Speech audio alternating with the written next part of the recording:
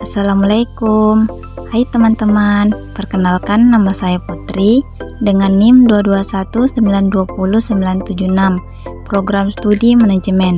Video ini merupakan tugas mata kuliah Manajemen Strategi dengan dosen pengampuh yaitu Bapak Dr. Almansyah Runduwonua SPI MSIM. Sesuai dengan mata kuliah yang saya ampuh yaitu Manajemen Strategi, tentunya saya akan membahas mengenai Balance Scorecard atau BSC yang memiliki keterkaitan dengan manajemen strategi. Nah, langsung saja saya akan menjelaskan mengenai Balance Scorecard atau BSC. Balance Scorecard atau BSC adalah sebuah alat manajemen strategi yang digunakan untuk mengukur dan mengelola kinerja organisasi secara menyeluruh. Tidak hanya dari sisi keuangan saja, BSC membantu organisasi dalam menerjemahkan visi dan strategi ke dalam tindakan nyata melalui 4 perspektif utama. Nah, mengapa BSC itu penting? Karena banyak organisasi hanya fokus pada indikator keuangan, padahal keberhasilan jangka panjang bergantung pada faktor non-keuangan seperti kepuasan pelanggan, efisiensi proses, dan pengembangan SDM. Dengan BSC, perusahaan bisa memastikan bahwa semua elemen bisnis berjalan dengan selaras dengan strategi jangka panjang. Kemudian ada 4 perspektif BSC. Yang pertama, perspektif keuangan, yaitu fokus pada bagaimana perusahaan menciptakan nilai bagi pemegang saham. Contohnya, peningkatan pendapatan, laba bersih, atau efisiensi biaya. Yang kedua, perspektif pelanggan, bagaimana pelanggan melihat perusahaan. Contohnya, tingkat kepuasan pelanggan, loyalitas, atau jumlah keluhan. Yang ketiga, perspektif proses bisnis internal, yaitu proses internal apa yang harus berjalan optimal agar perusahaan sukses. Contohnya efisiensi produksi, kualitas layanan, atau kecepatan pengiriman.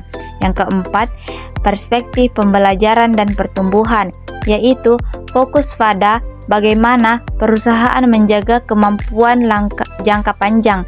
Contohnya, pelatihan karyawan, pengembangan teknologi, atau budaya inovasi.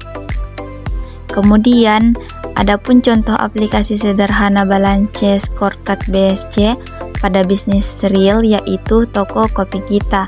Yang pertama, perspektif keuangan.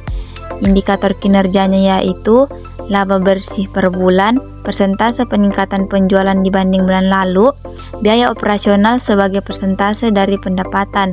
Contoh, kopi kita menargetkan peningkatan laba sebesar 15% dalam 3 bulan dengan strategi promosi dan efisiensi bahan baku.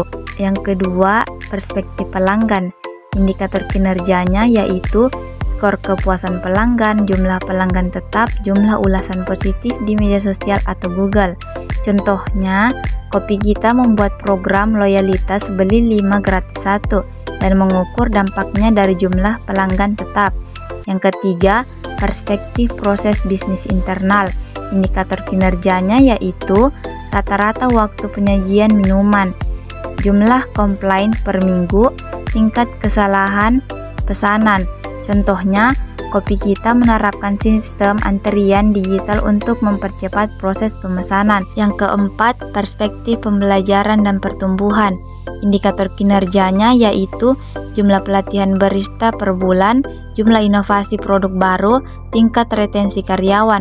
Contohnya, kopi kita mengadakan pelatihan latte art tiap 2 bulan dan mendorong karyawan menciptakan resep minuman baru. Nah, kemudian adapun kesimpulan dari materi di atas yaitu Balance Scorecard atau BSC adalah alat manajemen strategi yang berfungsi untuk mengukur dan mengelola kinerja organisasi secara menyeluruh. Tidak hanya berfokus pada aspek keuangan, BSC juga mencakup perspektif pelanggan, proses bisnis internal, serta pembelajaran dan pertumbuhan. Dengan pendekatan ini, BSC membantu perusahaan menerjemahkan visi dan strategi ke dalam tujuan yang lebih konkret dan dapat diukur, sehingga memudahkan proses evaluasi, pengambilan keputusan, dan perbaikan berkelanjutan. Itulah tadi penjelasan singkat dari tugas mata kuliah manajemen strategi.